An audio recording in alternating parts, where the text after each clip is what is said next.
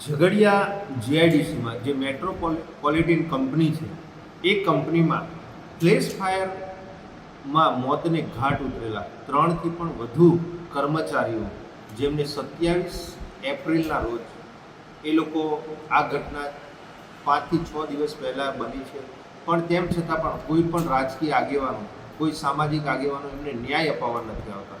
ત્યારે એમણે ધારાસભ્ય શ્રી ચૈતરભાઈ વસાવાનો સંપર્ક કરી અને ન્યાયની અપેક્ષા રાખી એમને ત્યાં સ્થળ પર બોલાવે છે.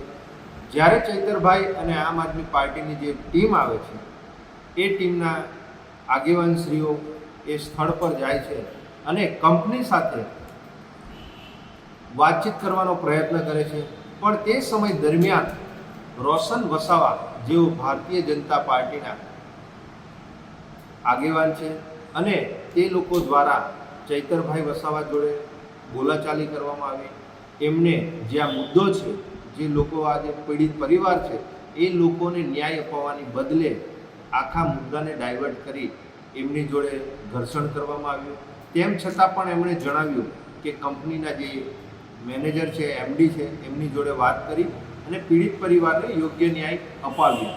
પણ આ એક પ્રી પ્લાનિંગ આખું કાવતરું જ હતું કે ક્યાંક ને ક્યાંક ચૈતરભાઈ જોડે ઘર્ષણ કરી અને મુદ્દો ડાયવર્ટ કરી એમની જોડે ન્યાય અપાવવાની જગ્યાએ એમની જોડે ઘર્ષણ કરવામાં આવે.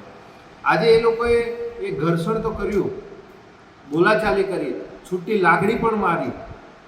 એ વિડીયો આજે કોઈ જગ્યાએ દેખાતો નથી.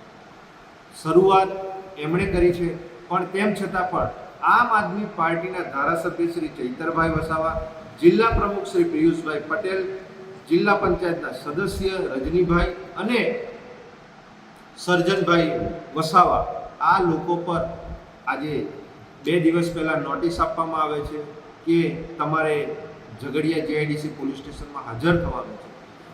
સમગ્ર ઘટના જ્યારે એ લોકો ત્યાં હાજર થાય છે, એમની પાસે તમામ રીતે માહિતી અને જે પૂછપરછ છે એ પૂછપરછ કરવામાં આવે છે. ત્યારબાદ એમને એરેસ્ટ કરી દેવામાં આવે છે અને હજુ પણ એમને છોડવામાં આવતા નથી.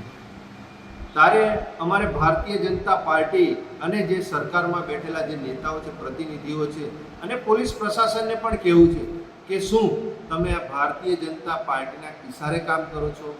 આ જે નફ્ફટ ને નાલાયક લોકો છે, જે લોકોએ ઘર્ષણ કર્યું છે, ચૈતરભાઈ વસાવા પોતાને ન્યાય અપાવવા ગયા હતા એ પીડિત પરિવારને, પણ તેમ છતાં પણ આજે કંપની પર એફઆઈઆર કરવામાં નથી આવી.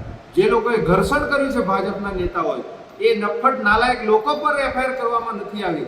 અને આ ક્યાંક ને ક્યાંક આ ચૈતરભાઈ વસાવા અને એમની પૂરી ટીમને આડકતરી રીતે પોલીસ પ્રશાસનનો ઉપયોગ કરી અને એ લોકોને ખોટી એફઆઈઆર, ખોટા કેસો કરી, ખોટી નોટિસો આપી એમને ડરાવવા ધમકાવવામાં આવી રહ્યા છે.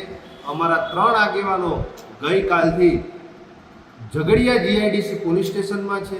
અત્યારે હાલમાં એ લોકો એસપી ઓફિસ ભરૂચમાં છે. અત્યારે પણ એમની પૂછપરછ ચાલે છે.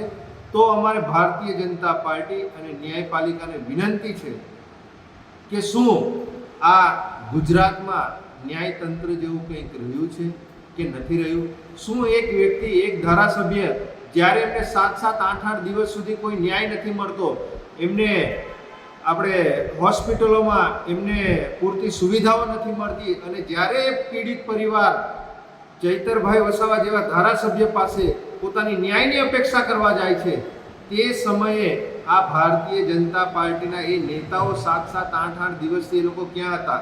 ત્યાં ગાડી 3 થી 4 લોકો મૃત્યુ પામ્યા, આખું બોઇલર ફાટ્યું. પણ આ નેતાઓને આ વસ્તુ દેખાતું નથી. જ્યારે ન્યાય માટે અમારી પૂરી ટીમ પ્રજાની સાથે રહે છે તો એમનો અવાજ દબાવવાનો પ્રયત્ન કરે છે, એમની પર ખોટા કેસો કરવાનો પ્રયત્ન કરે છે. એટલે હું પોલીસ પ્રશાસનને પણ કહેવા માગું છું, ન્યાયતંત્રને પણ કહેવા માગું છું કે જો ભારતમાં 2 સંવિધાનો ચાલતા હોય, જેથી લોકતંત્ર જીવતું રહે, તે માટે પોલીસ તંત્ર અને ન્યાયતંત્રને વિનંતી છે કે જે પણ કોઈ તપાસ કરો એ નિષ્પક્ષ તપાસ કરજો, એવી આપ સૌને અમારી વિનંતી છે.